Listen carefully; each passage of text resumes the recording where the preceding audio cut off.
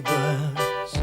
Everybody needs good neighbours with a little understanding. You can find the perfect blend. Neighbours should be there for one another. That's when good neighbours become good friends. I've got a splitting headache. Mrs. Mangel, are you okay? I think so. Sir! And who are you anyway? And where am I? Daph, did you call? Mangel, just lie still. Men! Might get Bouncer out of here. Are you all right? Yes. Yes, I think so. What the hell happened? Bouncer came running in when she was still on the ladder and she lost her balance and fell. She's acting very strangely. Oh, what's new about that? Des, I'm serious. She doesn't know who I am. How you feeling, Mrs. Mangel? Bruised and a little giddy, Doctor.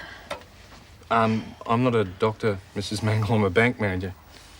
Oh, well, you can help me up then. I think you'd better stay where you are for the moment. I'll just check for broken bones. I'm not letting a perfect stranger paw at me. Well, it's not a stranger, it's Des. Says who? I think she's lost her memory. Oh. Nan, look at me. Who am I? She doesn't even know who I am. It must be amnesia or something. Of course I know who you are. You're my granddaughter, Jane. Oh, where are your glasses? And all that makeup. You know how I feel about 15-year-olds wearing makeup. But, Nan, I'm nearly 18. Oh, don't be ridiculous. I know how old you are. But what are we doing in this house? And who are these strangers? Nan, these are our friends. Friends? I think we'd better get you to the hospital, Mrs. Mangel. Yes, I think that's a very good idea. Oh, I'm black and blue all over. Wish I'd stopped her climbing the ladder. And so do I, young woman. This one. Oh.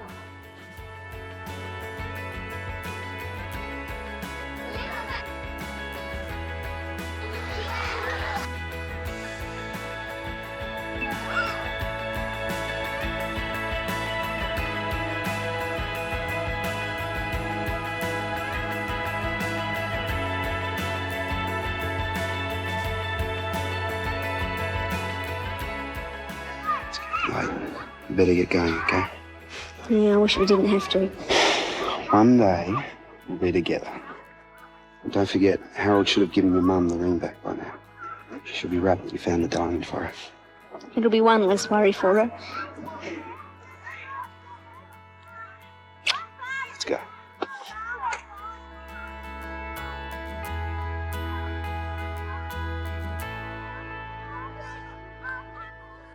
So there we are. The engagement is off, finally and irrevocably. Oh, Madge, I'm so sorry. Perhaps when the ring's found, things might be different. Oh, I've got as much faith in the ring being found as I have in Harold and myself getting back together again. No, it's over. He was just so angry when he realised I was going to let Scott and Charlene live at home. That's understandable. Jim. Well, I'm amazed that a woman like you would even entertain the idea for a moment. Well, Jim, when Helen first suggested it, it seemed like the sensible thing to do in the circumstances. And you know why I suggested it. I just don't want to see the kids permanently alienated from us, that's all. I appreciate your concern, but you've overstepped the mark on this occasion. You know I vetoed the idea. I only want them to be happy. And they're terribly miserable at the moment. Well, you're both missing the point. I want to see them happy too. But happy in the long term, not up one minute, down the next. Surely, as responsible adults, it's our job to help them make the right decisions. Yes, well, I agree. The long term is what counts. Scott and Charlene have no understanding of the commitment they're so anxious to make. I wouldn't be too sure about that. And if we don't give them any assistance, the whole thing will simmer down. Right now, they haven't got the money to move out. And you shouldn't give them the chance to do something they'll regret for the rest of their lives. Well, I wouldn't want to live with that on my conscience. None of us would. I mean, if they really are in love, then waiting will only strengthen their relationship. Scott will have a career. And Charlene will have her apprenticeship, yes. Right. They'll be starting on a firm footing. Good theory. But I doubt if the kids will see it that way. Not right now, but it's up to us to convince them. What you say is very sound, Jim. Oh, Why couldn't Harold have explained it all so logically instead of getting so damn pompous? I might have taken more notice.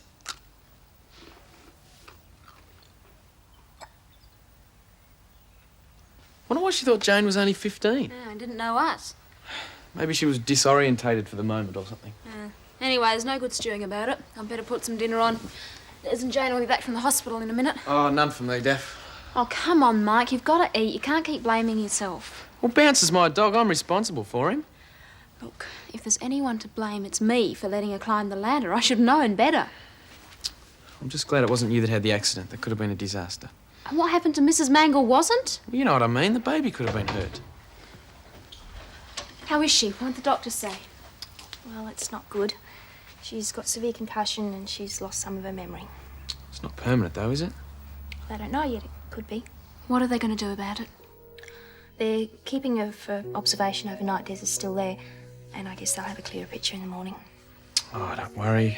She'll be back to her normal, interfering old self tomorrow. Smells good. Yes, it's a curry. Oh, I hope Henry's out of the shower before it goes cold. Should stick to his ribs anyway. He needs something like that before he starts dredging tomorrow. Oh, honestly, that wretched ring, it's caused more trouble than it's worth. And they reckon I'm bad. What do you mean by that? My temper. It's nothing compared to yours. Yes, it does seem to run in the family, doesn't it?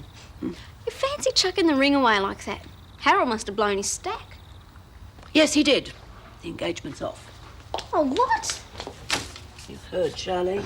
Just because you lost your temper. Well, you didn't know he had the diamond reset. He was so angry and bombastic. Mum, I hope that's for Henry. I can't eat that much. Oh, sorry. Oh, damn. Oh, I'm sorry, Mum. Oh, I suppose it's all for the best. I wouldn't want to live with someone who thought I was an unfit mother because I wanted to let you and Scott live here. Oh, thanks, Mum. Oh, you won't be sorry. We'll pay no, our share. Charlene. The place will be spotless. Charlene. You'll hardly know we're here. Charlene. And we'll be really quiet. You won't even know we're in the house. Charlene, you've got the wrong idea. I've spoken to Jim and I've changed my mind. I think it'd be a mistake to allow it.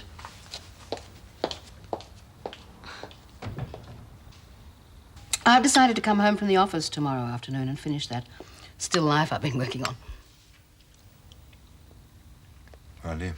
Oh, I hope it isn't too sunny. Then the light will be perfect. They say the best still lifes are done through filtered light.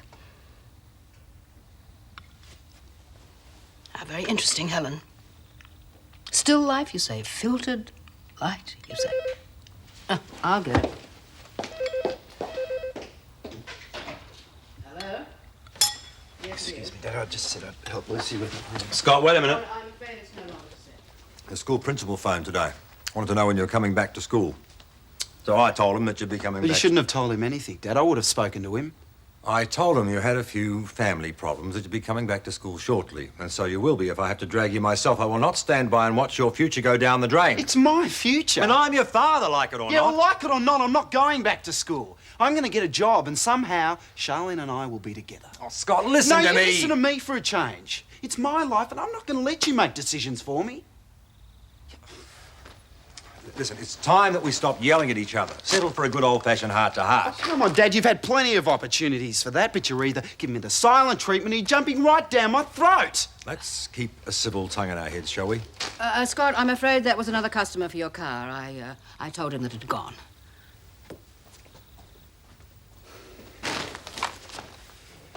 Gone being the operative word. Don't you think it's time you contacted your insurance company? I rang them this morning. They said that I probably wouldn't be able to get the full market value of the car. Could take months before I get any of the money. Maybe there's some way we can speed that up. I'll make a few inquiries. Yeah, thanks, Dad. Well, not having a car isn't going to make it any easier for you to move out. What are you going to do for transport if you get a job? We'll find a way. Scott, you know I care about you. That's why I don't want you to do anything you'll regret. Competition for jobs is very stiff out there. Ask Henry. He's not having any easy time of it. And I doubt very much whether you'll get anything you enjoy doing. From what I hear, no one does. You have to be in a position to choose your career. And to do that, you have to finish school. The way you feel about Charlene at your age... That age has got nothing to do with it. I'm not saying you can't be in love with Charlene at your age, but changes happen quickly at your stage of life. Changes that can destroy a relationship. Well, what is the use of worrying about those changes when they might not even happen?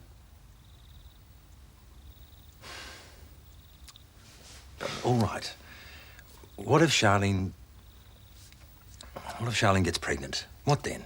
She'll be stuck in the home with a screaming baby, dirty nappies, the lot, and all the things you two enjoy doing together, gone, finished. Dad, that won't happen. We'll make sure of that. But you're so young. I want to see you enjoy all of your life, not throw it all away. We will be throwing it all away if we're not together. Can't you just see that? There's nothing I can say that'll change your mind.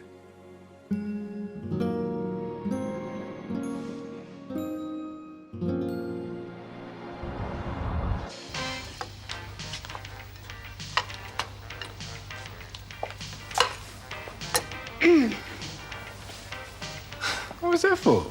It's just nice to be able to spend the morning together for a change. After we pick up Mrs. Mangel. I just thought of something.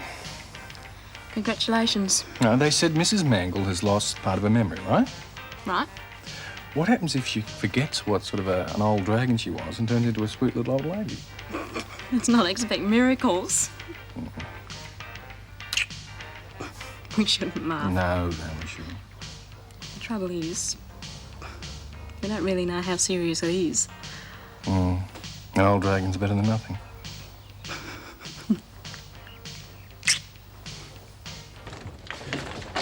You two desperate for a cup of coffee or something, eh? No, we are just desperate for some time. Wait, looks like asking for the moon. Well, you do realise they're going to be watching you like hawks now that they know what you're up to? I mean, I don't want to say that I told you so. Look, Mike, can you just come over here for a second, please? In the last couple of days, I've had about as many lectures as I can take. What I want from you, my good mate, right, is a cup of coffee, not talk, okay? These lips are sealed. Thank you. I got a job interview this morning. All right, great. Well, don't you want to know where it is? Where? What is the matter? I thought you'd be pleased about all this. I'm sorry, Scott. I can't stop thinking about Mum. It's my fault she and Harold broke up. How'd you work that out? She'd pretty well decided to let you and me live at our place. Harold freaked, so Mum lost her temper and broke off the engagement. Yeah, well, at least she's on our side. And wait for it. After talking to your dad, she's dead against the whole idea again. Good old Dad. Yeah, I wish she hadn't changed her mind, but she's really cut up about it. And I didn't want to hurt her. I didn't want to hurt my family either. Well, we can't cause any more trouble. We haven't got the money to move out. Looks like we'll just have to give in and wait for a while. I don't want to, but there's not much else. Not much we can do. It's only for a while. There is one thing they can't take away from us. How we feel about each other. Where's Nan? Isn't she here yet? No. We were sure she'd be here. They told us at the hospital she'd discharged herself. We thought if she was well enough to sign herself out, she'd be able to come home all right. Well, she's not here. Where could she have gone?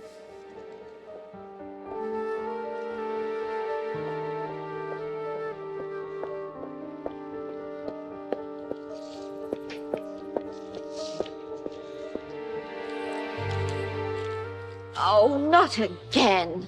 The post office, what is wrong with them? In my day, they would have all been sacked.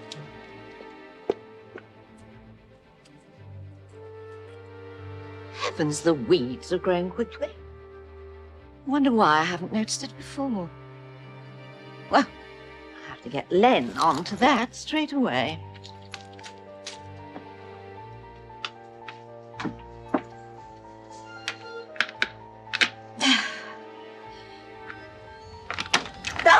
What on earth? Yes? What do you want? What do I want? What are you doing in my house?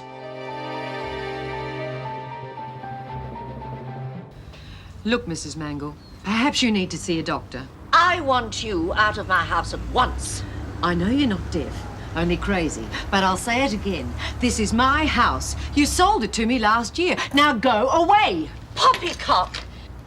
My husband and I have lived here for 20 years. Whoever you are, get out of my house this instant. I'll call the police. Good. They'll soon get you out. Oh, Jane, thank goodness you're here. And you? Well, you can make yourself useful and get this woman out of my house. Nan, you don't live here anymore. See? Jane, how can you say that? You used to play in this garden when you were a little girl. That rose bush, I planted it myself. Come on, Nan, I'll explain everything. But this woman... Des will sort it all out, Mrs. Mangel. Yes, well, she'd better be gone by the time I get back.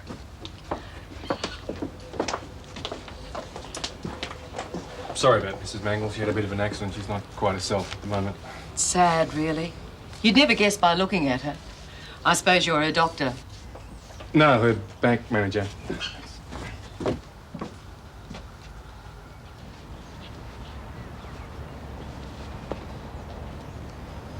Car looks good. Is Rob around? I take it that means he's in the workshop. That's right. Charlene, can I have a word with you for a moment? Of your life. I understand why you feel bitter towards me, but if you just hear my side of the story... Why do you hate me? It's ridiculous. I don't hate you. You're almost part of my family, you know that. I just don't want you and Scott to make a mistake that you'll regret for the rest of your lives. Well, you needn't worry too much. What does that mean? Scott and I have decided to wait for a while. Don't have much choice, really. I knew the two of you would see sense before it was too late. Now, all Scott's got to do is go back to school and finish up. I think between the two of us, we can talk him into doing that. For his sake, Charlene. If you love him as much as you say you do, surely you want him to have the best possible start in life. I'll have a word to him. In a couple of years, you'll know what a wise move you've made. I'll go and see Rob.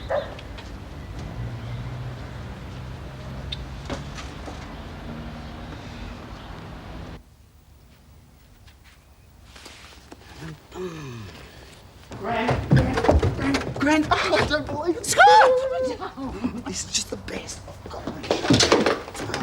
Where's Scott? Scott, come here for a minute. I want to look at you. Scott? Come on, turn around. What's wrong? Well, I just want to make sure that this cheerful young person is the same Scott who lives here. I don't want to take any chances. Of course it's me, except there is one big difference. I'm fully employed. Oh, well, you'd better sit down and tell me all about it. Yeah, as a kitchen hand. The pay's pretty lousy, but it's a start. A kitchen hand at... Yeah, at Lassiter's. Scott, your father's going to be furious with Paul. But that's just it. Paul had nothing to do with it. You know the head chef, Dean Bartholomew? Well, he hired me. He didn't recognise you as Paul's brother? No, so I just went along with it and used another name, Scott Smith. Very original. Well, 10 out of 10 for initiative. It just goes to show when you want something badly enough, you can do anything. Charlene is going to be wrapped. Yes, I suppose you will. Well, it's great, isn't it, Gran? Now we can move in together. Des and I can look after her if you have to get back to work. Thanks, I will soon. I have to let Paul know that Glenn will be off indefinitely. He'll understand. Why don't you sit down? If there's anything we can do, just ask. This is my house, you say? Yes, Nan. Oh, well, this is certainly mine. Yes, and this too. Oh, if I could only shake off this dreadful headache, it might all come back to me.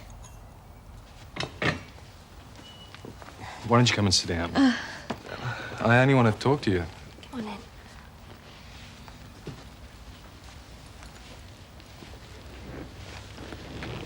You do remember what happened yesterday, don't you? At your house? At our house, you had a nasty bump on your head. Caused a partial loss of memory.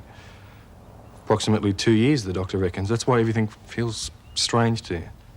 Well, yes, that certainly explains a lot of things. Anyway, when Len gets back, everything will sort itself out. I suppose your grandfather's off on one of these business trips. Yes. Why don't I make you a nice cup of tea, Nan? Well, we'd better go, Mrs. Mangel. We have to get back to work. You rest up. We'll pop in and see you later. Thanks, both of you. We'll see ourselves out. Bye-bye. See ya. What strange people. Very nice, but strange. Nan, why don't you go and lie down in your bedroom for a while? I'll bring your tea in to you. Then I'll have to go to work. Did you say work? Oh, but surely you mean school. Well, don't worry about it now, Nan. I'll explain it when I get back. You go and have a nice lie down.